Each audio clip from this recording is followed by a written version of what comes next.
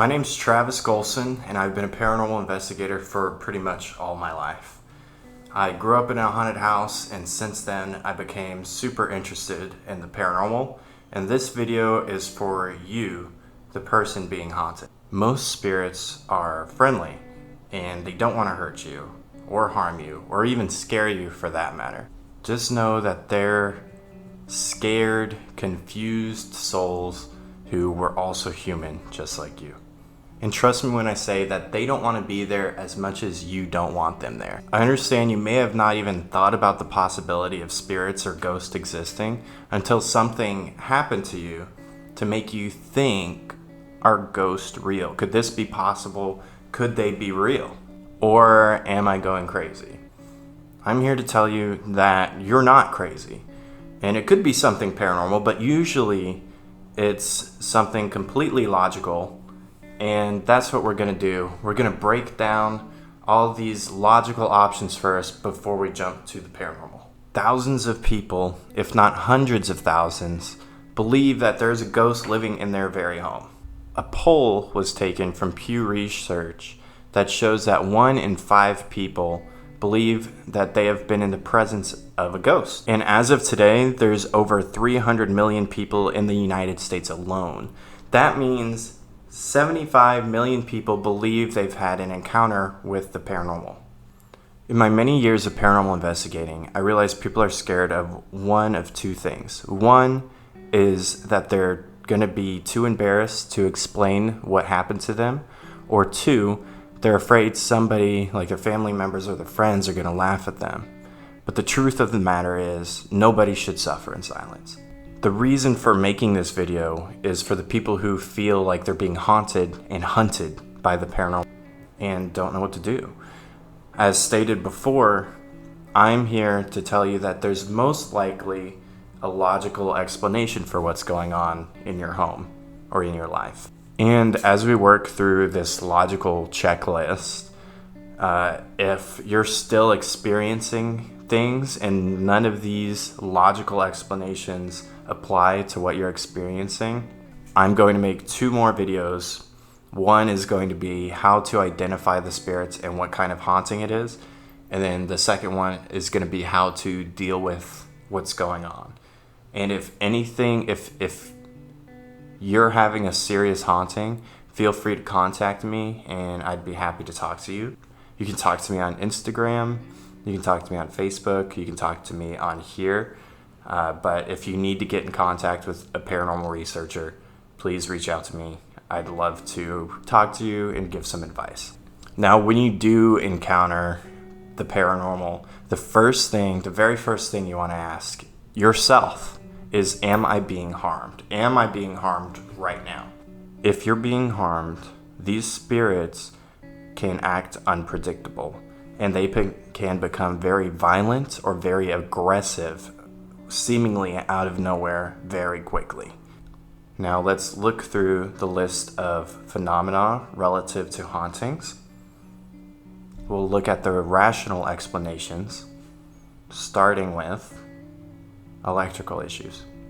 Science tells us that energy reacts with energy. This being said, spirits who are made of nothing but energy seem to be able to tap into and manipulate anything electrical with ease. This includes rapidly switching through television stations, radio stations, turning them on, turning them off, turning any electrical item on and off, and they seem to be able to manipulate these items even when they're not connected to a power source. A simple way to deal with this is to say out loud, I notice your presence. Can you please stop doing it, whatever it is you're doing? And this may stop the activity momentarily. Now, if the activity does stop right after you say that, something we can take out of this is we now know that that spirit is intelligent. And that's important because that means it can listen to us, it can hear us, it can see us, and it can respond to us intelligently, which means it can be dealt with, it can be talked to, it understands us. It's important to grab a notebook and take note of all activity in the home. This includes any dates, times, a description of what happened, as well as any emotions or feelings that were going on beforehand. It's also important to note if there's any major events happening in your life, like somebody just died, someone's getting married, maybe someone just had a baby. These notes will make it easier for paranormal investigators to be caught up once they enter your home if you do need them later on. Now let's pump the brakes for a second and let's step back and take a look at a few of the rational explanations for these electrical events. Number one, if your TV is unplugged and it turns on, it's safe to say it's paranormal. There is no logical explanation for this, so I'd go ahead and call somebody for help. If not, if your TV's plugged in, let's go to step 2. Check to see if there's any kinks in the wires, maybe animal chewed on the wires. It could be exposed wiring. It could be the wind. It could be the air ducts rattling against flickering. Your bulb might be ready to burn out, or it just could be a bad bulb, a spirit walking down your hallway. If you have a remote for your ceiling fan, and you turn the lights on or off or vice versa, whatever,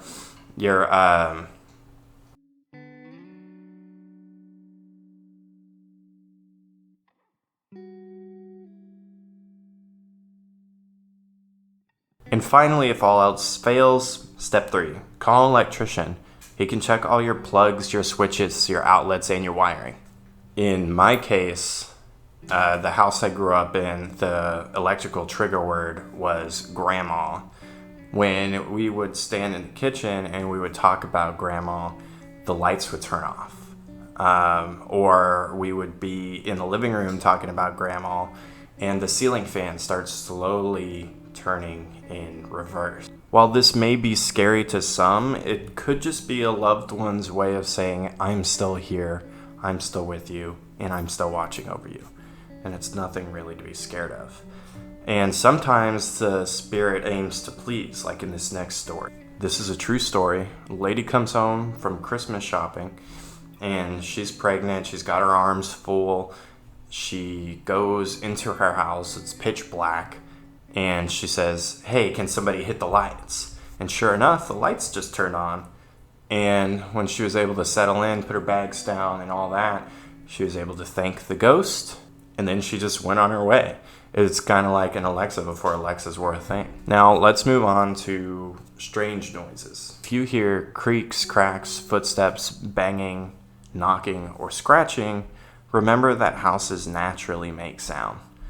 New houses will settle while old houses will creak and groan. Either way, try to take notice of what kind of noises your houses naturally make. If you do hear something out of place, grab your notebook and take note. Put the date, the time, who was in the house, where they were in the house.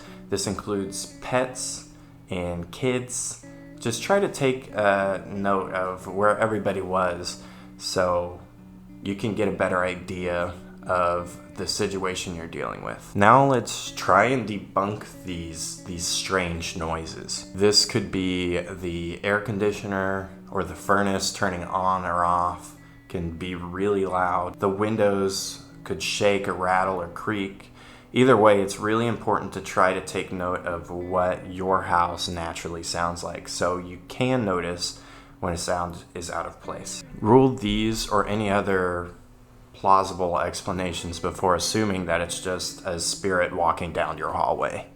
Scratching noises in the floors, the cabinets, the attics, or the walls could be caused by small animals, such as birds, bats, rats, mice, or raccoons, other small animals. These types of small animals can also get stuck in chimneys and make noise in there as well. At this point, you should call animal control or pest control to handle the situation.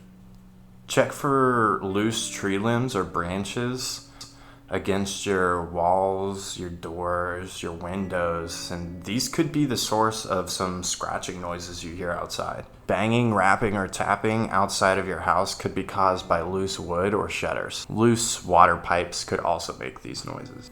Sometimes the air rushing through your air ducts could cause the walls or the wood to tighten and expand, causing these these banging kind of noises. In my own experience, my dad would hear scratching or scraping in the walls, and he could have swore they were raccoons.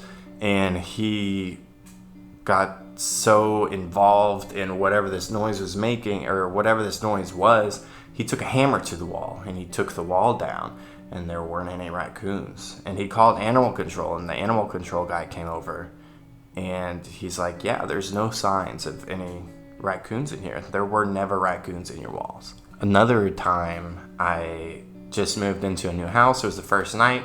We had our mattresses on the floor, and I heard little kids running and laughing up and down the hallways right outside my door. Not all noises can be logically explained. Now let's talk about doors opening and closing. A lot of spirits take joy in opening doors, cabinets, and cupboards. First thing you should do is check your hanging mechanism. Whether this is like the hinges or whatever it's hanging from, check that.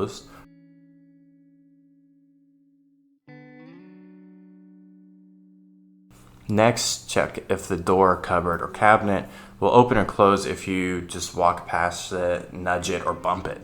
Also look for any types of like leaks of air. Maybe there's a draft that could also open or close the cupboards. If a door is slamming shut, gently push it and see if it'll do it automatically. Or if it's slamming open, same thing. Just kind of tap it and see what happens, if it's going to push open or not.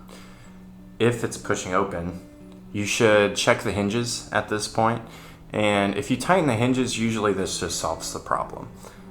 This goes for other doors as well, like the cabinets or cupboards. Sometimes a vacuum is created that can cause the door to slam shut or swing open. Check for any cracks in the windows or doors. There could be a breeze. Sometimes it's a leaked breeze in the ceiling, walls, or the vents. Now let's move on to moving or vanished objects. Spirits seem to like to collect human objects. It's either that or your ADHD kicks in and you realize you put the TV remote in the fridge and you forgot you put it there. Maybe it's you pushed a chair in and you know you pushed it and you come back out and the chair's pulled out, or your keys go missing, or your phone goes missing. The first thing you should do is ask members of the household or people who have visited your house if they touched or moved anything. Maybe they bumped into something. Maybe your pet bumped into the chair or something like that. And if you have a cleaning crew, it's not unlikely things are going to be misplaced. Now, naturally, if you leave the room and you come back and your chairs are defying gravity, stacked in impossible ways, you probably have some kind of paranormal activity going on. And if you find something like that, you should probably consult a paranormal investigator pretty quick. In some cases, papers or plates might fly off the counter or the walls. Maybe your picture frame has been taken down or moved, or your mirrors have been taken down or moved. And usually these kinds of experiences are witnessed firsthand. And having an extra witness will add credibility to your claim. Whatever you're placing this stuff on, make sure it's surface level so it's not just like rolling or falling off. And make sure there's no open vents nearby or drafts that could cause these papers to just fly away. Poltergeists are a specific type of spirits that have been angered to the point of throwing things, causing fires, causing mold or water issues. And we'll talk about poltergeists later on in one of the upcoming videos.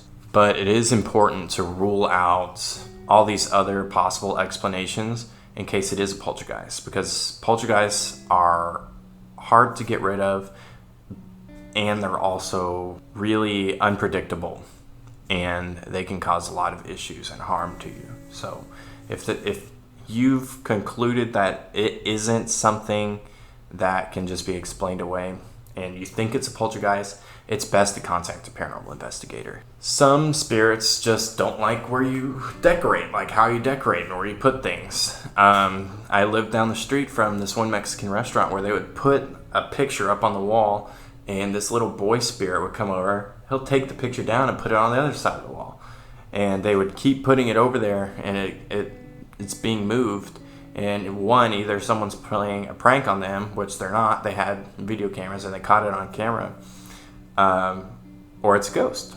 So what they did is they just hung it up wherever he put it, and it hasn't moved since. Or in another occurrence, in my childhood home, I had like these little peppers, these little bell peppers, were sitting on my mini fridge, and then out of nowhere they would fly off. And this happened 3 times, and I checked to make sure it level, and it happened about 2 hours in between each time it fell off, and that was the last time it ever happened. Whatever it was just trying to get our attention. We acknowledged it. We let it know that we're taking note that it is moving things, and after that it just stopped. Now let's talk about a slightly different example. A couple days ago, my girlfriend woke me up at like 6 in the morning, and she's like, come here. And I came out and I was like, what is it? Why are you getting me up so early? And she's like, that chair moved. It came out from the table. I pushed it in. It came out from the table, and it's facing the door now. And then I went to go take pictures of it and kind of document it. And she turns to me and she's like, oh yeah, I remember now, I moved it. So sometimes you can explain it, sometimes you can't. Sometimes you just forget. Well, let's move on to missing objects. Let's say you put your phone in the same spot every night. You're charging it, you leave it there, and it's gone. It's just gone. It's not in that spot. You check the couch, you rip up your bedroom, you check your car, you're calling it, and then you come back in and you look and it's right there, right where it was supposed to be. Spirits seem to be attracted to shiny objects such as jewelry or money or keys, but that doesn't mean they won't move other items as well. Nowadays, we're so caught up in our busy lives that it's easy to forget something really quick. Like we could put something down and just immediately forget about it. Or you know the thing where you like walk through a doorway and then you just forget. So that could also lead to us misplacing a lot of items. But if it keeps happening on a regular basis, it's time to look closer into it. Sometimes it's best to just sit down and kind of focus, just be quiet, kind of like you're meditating, and just think, where did I put this thing last? Or just replay your day. Take it step by step and really try hard to remember where you put that item. Or maybe you allowed someone to borrow something and you just forgot you allowed them to. Or maybe someone took something without permission. If this is a piece of jewelry that has gone missing, try to think, did this belong to anybody who has passed on? Like in my own family, was there somebody that wore this jewelry or like a wallet or something on a regular basis? Usually when a piece of jewelry like that or wallet goes missing, it's just their way of saying, I'm still here, I'm still with you. It doesn't mean you're haunted, it just means they're just dropping in to say hey. Sometimes the other thing to do is to just stand back and just say, okay, I'm gonna leave the room for 5 minutes, and when I come back, those keys better be back where they're supposed to be.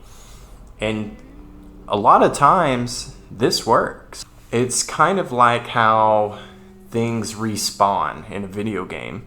Like you pick something up, you leave that area for a while, and then it pops back in because the player's not there. That's how I think. A lot of times spirits are just doing this just to get some attention, just to say, hey, I'm here, notice me. And sometimes the item's not even yours. Like they'll just bring you random items. Maybe it was their item, maybe they took it from somebody, but somehow they're able to just materialize these items out of nowhere. There have been some cases where people are just minding their own business and keys literally materialize out of nothing and just fall to the ground. While this can be startling to a lot of people and can scare you, remember back to our first question, am I being harmed? No. They're just trying to let you know, hey, I'm here, notice me. Once you take notice of a spirit, or you let the spirit know that you notice whatever activity they're doing, it's usually gonna stop. Now let's go on to unexplained smells or odors. Sometimes out of nowhere, you're just gonna smell perfume, flowers, tobacco, cigars, and sometimes even what smells like death. And as soon as you smell it, try to debunk it. Look for open windows, open doors, or maybe the kids are playing with something that they shouldn't be. Try to notice where the smell is coming from. Is it just this room? Is it centralized in one area? Does it seem to move throughout the rooms? Is it in multiple rooms? Is it the whole house? Really try to pay attention to where the smell could be coming from. Try to determine what the smell is. For example, if your washer or dryer is like draining or filling, sometimes it could be the laundry detergent or the dryer sheets causing the smell to fill the room. If the odor is like a foul smelling odor, check for any backed up pipes or sewage lines. If you suspect any mold or mildew, make sure you check all your closets, your cabinets. If you suspect mold or mildew, make sure to check all your closets or cabinets, like in your laundry room or in the kitchen, bathroom, every inch of your attic or your basement. Check all corners of your home, the ceiling, everything. Because if it is mold or mildew, it's not just harmful for your home, it's harmful for your health. And in some cases, it could start the cause of like hallucinations, or maybe it'll give you that sense of like you're feeling like you're being watched. Another thing to notice is if the smell is stronger when your air conditioner or your furnace is on, because the smells can like travel through the vents in the pipes, so try to take note of that. So I mentioned my grandma was haunting my old childhood home, and one night my mom was in the laundry room. So she was just folding clothes, and out of nowhere she smells the smell of perfume. It's like a rose smell. She kind of thinks about it as weird, but she dismisses it. After all, it could just be like the detergents or the dryer sheets doing this smell.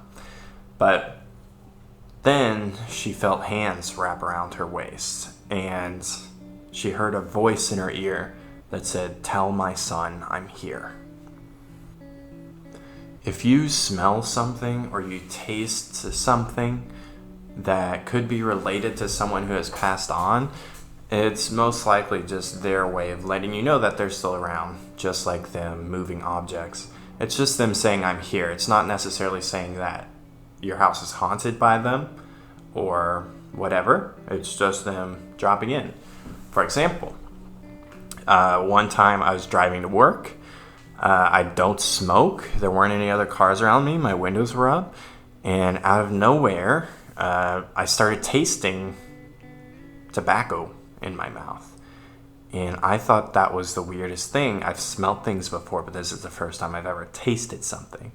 And it took me a while to realize, my dad used to chew tobacco. And I think that was just his way of saying, "Hey, I'm here." And it's nothing to be scared about. It's actually a little easier because you know who it is. It's more comforting. It's not as scary, or shouldn't be. Now let's talk about audible voices. In your home, you might hear screaming, crying, whispering, or maybe you'll hear your name being called when you're the only one home.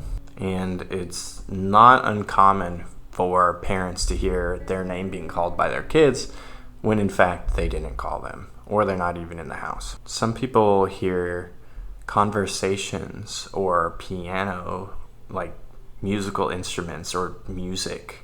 And if you hear these in the middle of the night, it could be easily explained as just your mind playing tricks on you. Maybe you left the TV on or the radio on, and that's what you're hearing. Really hone in on where the sound is coming from. Is it coming from outside or inside your home? Like, I live right along a major area where people are walking and talking all the time. And when I'm recording videos like these, it's really annoying. But I can chalk it down to, it's probably just somebody outside. Probably someone outside. Probably someone in the hallway. No big deal. When you do hear like music or something, go into the room and check the room top to bottom. Like, say you hear voices. Open the window, check outside, make sure there weren't any kids or anybody around, nobody's playing outside, make sure there's no TVs on, no radios on, no cell phones in there that could be making the noise. Just really check everything and like tear the room up. When I was a kid and I began investigating, like really, really young, I went to my friend's house and the electricity was off, so no air conditioners were going. Everything was shut down. And we heard talking in the attic. And it was a conversation between two people. And by the time we got over there with our step stool and we pushed up the tile, as we were pushing up the tile, there's a voice that said, "Shh, they're coming." And while this might be scary to some, it was exciting for me, but this was the only time it happened. So it could be part of a residual haunting. Well, this one wasn't residual because it was intelligent and noticed we were lifting it up. We'll get into residual and intelligent hauntings later on. But this could be the only time this kind of thing happens in your home. But you could hear maybe somebody calling out a name or calling for someone, or maybe you hear kids laughing. This could be part of a residual haunting, which, like I said, we'll go over a little later. Cold spots or hot spots. A lot of people think their home is haunted when they suddenly feel cold or hot spots in their home. A lot of people think their house is haunted when they're feeling cold or hot spots in a room. This could be like a cold spot in a warm room or vice versa. It might seem to like jump rooms or move around. Or maybe it's just one room is always colder than all the other rooms or the rest of the house. A lot of paranormal researchers believe that a spirit is able to grab energy, say using heat in a room, to either manifest or move around. And because they're sucking in the heat, it's causing a cold spot to appear. So before we jump to conclusions, let's try to debunk it. Weather can be a very big part of this whole cold spot situation, especially if it's cold outside and you have a warm room. Try to take note of which way the wind is blowing. It could be blowing through, like it could be blowing at your wall, and it's just so cold out there that you have a little bit of cold spots leaking through. Make sure to check like the weathering of your windows and your doors too, because if there's a smallest leak, it could cause a very drastic temperature change. If you have a furnace, the farthest room away from the furnace is going to be the coldest. As the heat moves through the ducts, the heat kind of dissipates. So when it gets to the furthest room, say like the attic or whatever, if there's vents in your attic, I don't know. So say it's the attic and the furnace is in the basement. Your heat's going to dissipate over time, and that room's not going to get all the heat that it needs. So it could cause the room to be the coldest room in the house. Make sure your vents are open. Sometimes the vents aren't even open. Like you're like, oh, this room is just so cold, but the rest of the house is just so warm. Check your vents. There's people who will call investigators first, but all it is they don't have their vents open. So check your vents, open your vents, and then I'm sure your room will heat up a little bit.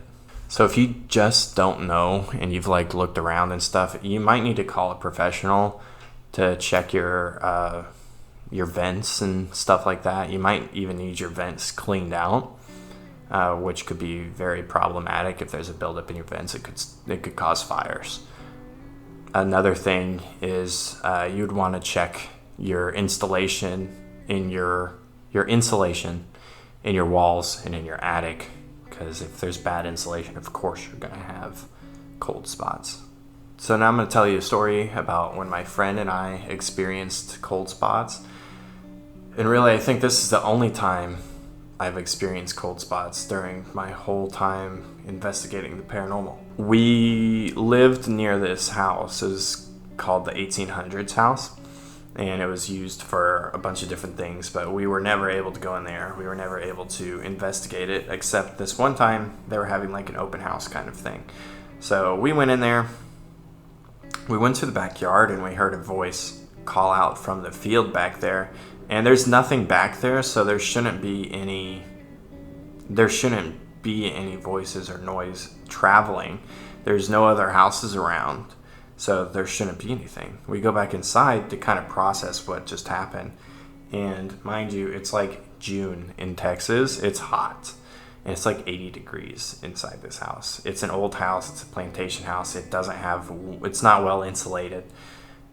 But we were talking, and then I was like, that was weird. And when I said that was weird, you could see my breath. Like, it got cold. It's weird feeling warm, but seeing your breath, it's a strange thing.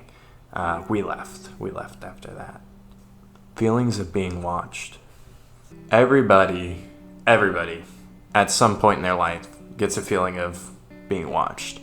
And usually it's due to our overactive imaginations. But if this feeling occurs when you're in a certain spot, like say you have a chair that was left over from the last people who lived there, and you sit there and you feel this every time you sit in that chair. Like, if this keeps happening, it could be something else. Try to take note, literally break out your notebook and take note of how you were feeling or what you were thinking of what somebody else in the room was thinking or feeling before this feeling of being watched occurred. See if there's a connection between you and their feeling, and if there is, it might be time to move on to the new conclusion of this could be paranormal. Now let's get a little scientific. One or more rooms can be what paranormal researchers call a fear cage. A fear cage is when your wiring is faulty and you have an abundant amount of electromagnetic energy coming through your walls. And this electromagnetic energy directly affects your brain. It can cause hallucinations. It could cause the feeling of being watched, paranoia. And if that's the case, if you really want to check to see if you have a fear cage, you can buy a EMF detector for fairly cheap, and you can detect your readings. And if it is, you're going to want to get that fixed. You can call an electrician out, because it can be very unhealthy to live in a situation like that. Do a visual inspection of the inside and outside of your home and look for fuses or circuit boxes, and check for high tension wires. If you don't want to go ahead and get a EMF detector, you can call an electrician and he should be able to tell you if your room is covered in electromagnetic energy. And they could let you know if you have higher readings than normal. Animals behaving strangely. What happens whenever your dog all of a sudden doesn't want to enter a room, or he's standing at the edge of your bed at night and growling at something that you can't see, or your cat is looking around following something along the ceiling or the walls, or they're hissing at something and their hair's on end and their tail is puffed. On the opposite end, your dog could be really interested in something, as if somebody's playing with them. Their tail could be wagging and they could be playing with something that you just can't see. Same thing with your cat. It could roll over and, be pet or whatever, or rub up against something that's not there. Many animals, including dogs and cats, have exceptional smelling and hearing. Their eyesight, hearing, and sense of smell is so much more than the humans that they're probably seeing, smelling, or hearing something that you can't see. It could be like a noise outside, or it could be a really tiny bug. Pay close attention to whatever they're looking at and that whole area, and really inspect that area to make sure, what are you looking at? What could you be reacting to? I have a video of my dog barking at a balloon that was just kind of low to the ground.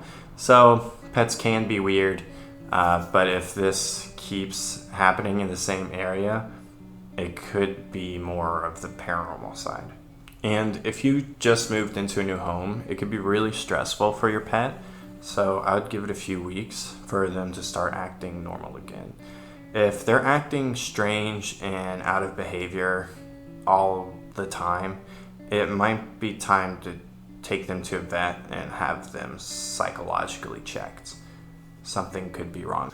Make sure when you go to the vet to get them to check the blood work, because there's some things that can cause these animals to act in unusual ways. I remember one time I had a Shih Tzu Chihuahua, and we were in the hallway and the light was on, and at the end of the hallway was the dark living room, and she started growling at something in front of me. She stood in front of me as if she was protecting me, and she was growling at something, and then she went towards it. She went ahead of me, and she was facing whatever it was towards like the entry of the door. I couldn't see it, it was blocked out, and then she it kind of like covered halfway of the door, so I could only see like her back end, and she was growling at it, and then she gets pulled forward, like I can't see her anymore, like you can tell her feet slid,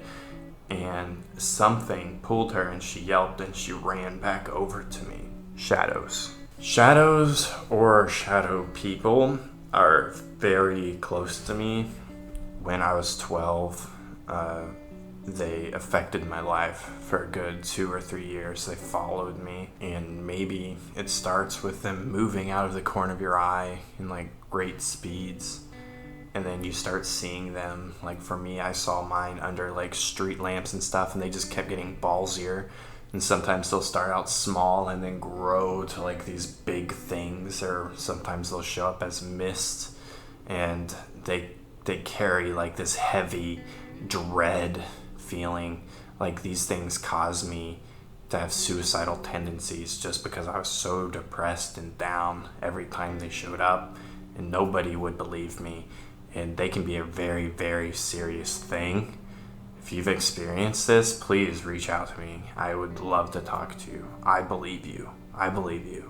A lot of paranormal researchers don't even call them ghosts, or they hesitate to call them ghosts because they're darker, more obscure than usual ghosts. And some people even reported to see them with red eyes, or the infamous Hat Man. During sleep paralysis, this thing would show up in your doorway with a fedora on and maybe 2 or 3 other shadow people with them. I haven't personally seen the Hat Man, but I know a lot of people have. Myself, I believe that these beings are some kind of demon. I believe there are 2 types of these beings, or maybe more, but there's some kind of interdimensional demon, or they're not human. Like they show up to make you feel bad, and that's it.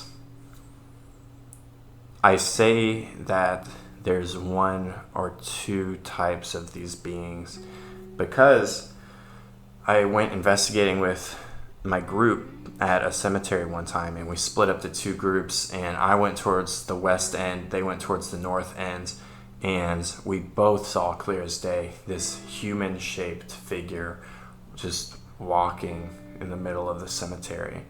And this is important because we both saw it from different angles. Now we both know that this thing has mass and it takes up space. It's not just some 2D misty figure. This thing was solid. But not all the time is it paranormal. Sometimes it's a car passing by outside of your windows casting a reflection, or maybe somebody's walking past your windows or past your doors, and it's just causing this blackout. And you can recreate that if you're really like seeing this thing all the time. You can try to recreate it just so you can cancel out what happened. really just look for the obvious explanations and then dig deeper into the not so obvious explanations. If you think you see a shadow before it moves, just slowly move your eyes over, because it could be a shadow person lurking in the corner. Physical attacks or being touched. Being attacked by a spirit is very rare, but there have been reports of people being scratched, bitten, pushed, choked, bruised, or grabbed by something unseen. If you're home alone and you feel like somebody touching you, like in my mom's case, it was around her waist, but if you just feel like a hand on you, it could just be a loved one who has passed on. It could be an ancestor that you don't even know checking in on you. This could be just a one-time thing. You get touched, it's just somebody saying, hey, I'm here, and that's it. It's just done after that. So this just means, your house isn't necessarily haunted. It's just somebody checking in to say hey, or letting you know that they're still with you. Feeling a hand on your shoulder, or somebody stroking your hair, or rubbing a hand down your back, or just caressing you somehow, this is another form of a loved one just saying, hey, what's up? I'm here. I care for you. Some people say their girlfriend or somebody died, their wife, and they used to swing their hair in front of your face, like as you're laying down to wake you up or something, and then you're asleep and you clearly feel hair brushing across your face. This is just your girlfriend's way of saying, hey, I'm still with you. I still love you, and I'm still here. Like I said, it doesn't mean your house is haunted. It just means they're checking up on you. And while this can be disturbing and scary for some, you're not being harmed. There are people that do get scratched and bitten and pushed in their own home. And so when you're just being gently touched or loved on, just think back to the original question. Am I being harmed? Unfortunately, if you are experiencing the scratching, the biting, and you're getting harmed, this spirit is highly dangerous, and it wants to harm you, and it won't stop until it gets what it wants. If a spirit becomes violent for no apparent reason, it's time to get a professional involved. You can't handle this on your own. It can become very violent, very aggressive, very quick. So you need to do something to get somebody else involved. There's ways that a spirit can harm you without it physically harming you. It could trap you in a room, causing anxiety. It could lock you away from others, say you're ghost hunting or something, and they shut the door and they lock it. And sometimes these doors don't even have locks, and you're trapped. Or they could get in your head and they can play. A lot of these harmful beings like to kick you while you're down.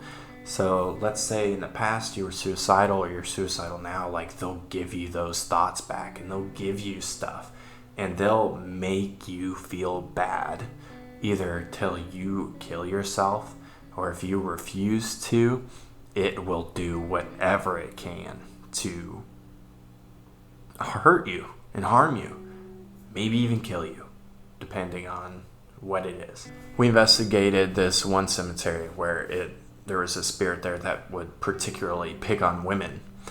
We were walking in a trail that was behind the cemetery, and like clockwork, our lights would go out. Our flashlights would just turn off, brand new batteries, whatever, it doesn't matter, lights go out.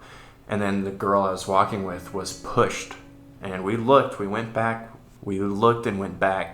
and there wasn't anything on the ground. She was literally just pushed. And when we met up with the rest of the group, the other girl that was in the group had a bite mark on her ankle, and it was very clear that whatever this thing was didn't want them there and would pick on women. Apparitions. It takes a lot for a spirit to appear in human form. It takes a lot of energy. So usually when you see them, they're just going to be like these wispy, misty figures. Sometimes you'll just see a head or a hand or a pair of legs, but it is possible to see a full-blown human just right there. Or a lot of the time you'll see orbs, which can be misconstrued with dust, but orbs, if you're seeing it with your own eyes, is usually a glowing ball of light that just moves around. And they do this to move faster and conserve energy. When they do appear, which is really rare, but when they do appear as a full-bodied person, sometimes they're see-through, sometimes you have no idea that you just saw a ghost. It could look literally just like a human. When a spirit appears as a full body, it usually will just fade out and just phase away, or it would literally just pop out of existence and just disappear completely. For example, I did an investigation at the Hotel Galvez in Galveston, and it was 3 a.m, not to be cliche, but I was in the lobby. There weren't many people there. And then my friend was outside smoking, and I had the camera around my neck, and I was just kind of zoning out looking at these chairs, and I saw a guy out of the corner, not exactly the corner of my eye, but like kind of not completely peripheral, almost full view. And I was watching him walk towards me, and then I look up to get a better look at him, and he's just gone. And there's no way this guy could have just ran away. He was in the middle of the hallway. The only option would be to open these giant doors, which close slowly. And there's no way this guy could have just disappeared. I went and talked to the security guard, and the security guard says, yes, he used to work here. Here's some more pictures of him. And they showed me those pictures. Other evidence. Maybe you can experience like writing on the walls, chairs, or like handprints or footprints, just in weird places or places they look like they shouldn't be. If you have children, see and make sure that they didn't write on the walls, or maybe they touched their dirty hands on the mirrors or the floors, or maybe they tracked in some mud or something.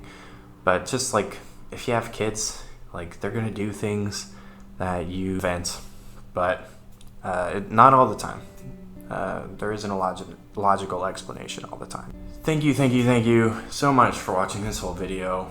It took me a long time to write all of this stuff down and read it back. It's a lot of information, and I really just want to help the people who don't know where to go or don't feel ready to talk to somebody yet. If you need to, you can talk to me. I'd be happy to talk to you. Just be like, hey, Travis, look, this thing's going on. I don't know if it's paranormal or not. Can you please help me? And I'd be happy to see what I can do. If you feel like you need help immediately from a paranormal investigator and you don't know where to get it, I'll link Ghost Stop's website down below. And what you can do there is they have a list of teams in every state. So you can find the team closest to you. They don't cost money. They shouldn't cost money. If they cost money, it might be a scam. So yeah, it'll list all the teams near you so you can get the help you need. There are going to be 2 more videos coming out in this kind of series part made for the people being haunted. The next one is going to be like the types of ghosts and the types of hauntings. We're going to go into detail so you can be able to identify what you might have in your house after you go ahead and debunk all the logical explanations. And then the one after that is how to handle it, either yourself, how to protect yourself before like team members get there, or someone who is a professional can help you. So ghost, types of hauntings, and then the next one is how to deal with it.